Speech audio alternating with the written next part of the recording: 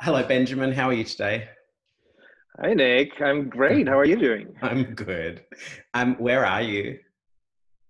I am in Cyprus right now on top of a mountain, like really far away from any semblance of real life, Yeah. which is interesting, Yeah, but I it's a bet. good place to be. Yeah, I bet. You do look deliciously tanned and rested. You don't seem to have the same. Oh.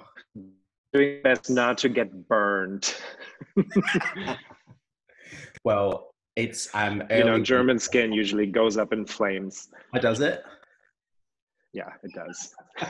5 minutes in the Well, sun, it's over. Anyway, oh.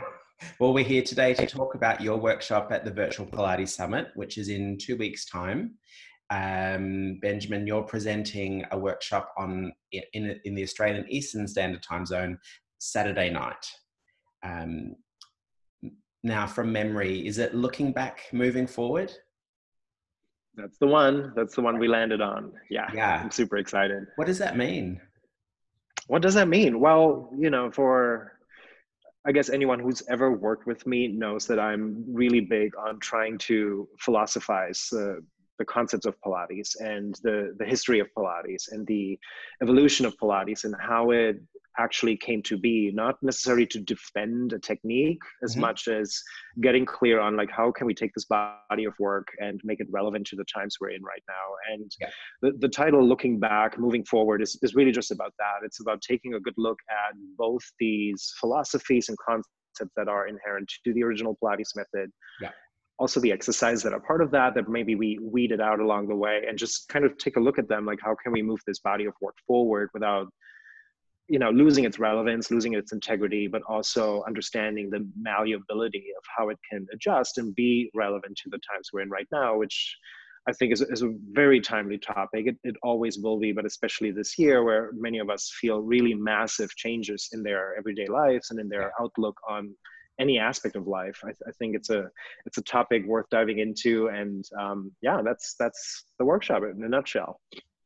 I love the sound of it because it doesn't go to the, let's just say, it doesn't go to the trouble of defining what is dot dot dot or classical slash archival slash all of those, but actually going down to seeing what is the philosophy and what is it in the book, what is it in the practice and the archives that we can hook into and then bring into 2020 and beyond.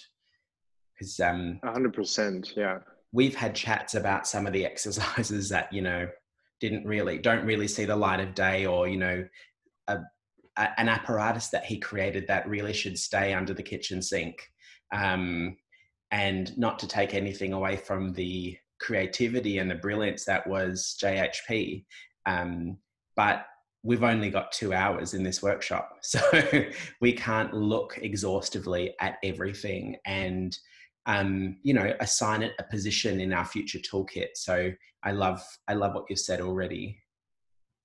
Great. Yeah. And I think, exposure is something that's very important to me in my work as well. Like I created this online platform, 360 Pilates, to do just that, to exhibit the work in the way that I've researched it and the way that it's been passed down to us.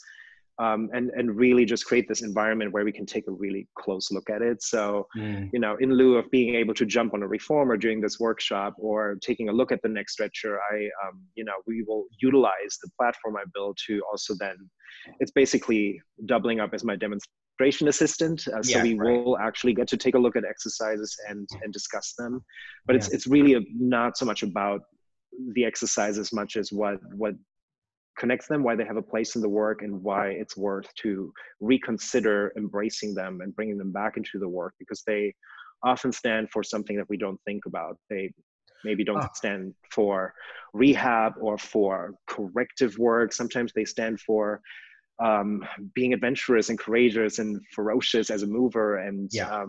rewarding somebody for all the hard work they've done or setting them up for success in something else. So looking at it from a philosophical perspective while also looking at the work is what this session is going to be about. And I hope people will interact and come with a lot of questions and Yeah, curiosity. cool.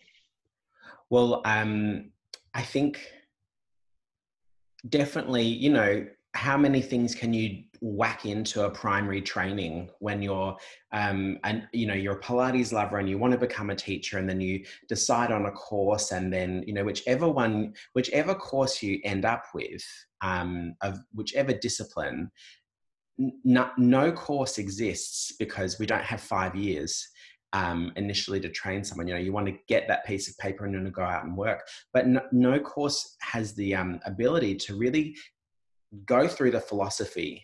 And I mean, not that we will in 2 hours, but to really look at it from that point and the connections of the intent or the philosophy. I think a few years ago, it became very fashionable, certainly in Australia, to start looking at the kind of the links and the threads and the thises and the that's. And, you know, that's absolutely marvelous. And I do it all the time. And I help someone say horseback is this and spine stretch forward is this, this, and this, and blah, blah, blah. I mean, it's great. But we don't ever have the luxury of time to say, oh, you know, what was in that book, what was in that guy's mind, and what do we forget that we could inject into our clients, literally into their body of work today, to help them really be Pilates practitioners without going down the route of labels of, you know, big C classical and must be a certain brand of apparatus. You know, what is it that in isolation times, when your lovely client or staff member is dedicated to doing their work in their garage on a towel, you know, what's the philosophy? So that's what I'm excited about. Yeah, true. I mean, I think this time has given, you know, beyond, you know, the hardship that all of us had to go through. And, you know, like, I hope everybody's listening to this is safe and healthy and in a position where we can look into the future again. And I know that I'm at that point where I get excited by the creativity that this time has brought about, and by the ingenuity of, you know, figuring out how to teach our clients in their basement, or, you know, what have you, with a kitchen towel and, I don't know, a skateboard, to jerry rig your own reformer, etc. Because it does bring us back to the foundation of the philosophy of this work, which is, you know, use the tools you have in order to create a rich movement diet for yourself and for the people that you teach. And, you know, I always use obviously the analogy of a circle when it comes to your understanding of Pilates, right? That's why I call it 360 Pilates. I feel like this is probably something that any Pilates teacher relates to. It's not a straight line where you start and then at some point you're done. You just keep going around, and the more often you orbit around that circle, you'll pick up your horseback at some point. You'll finally understand your semicircle at some point.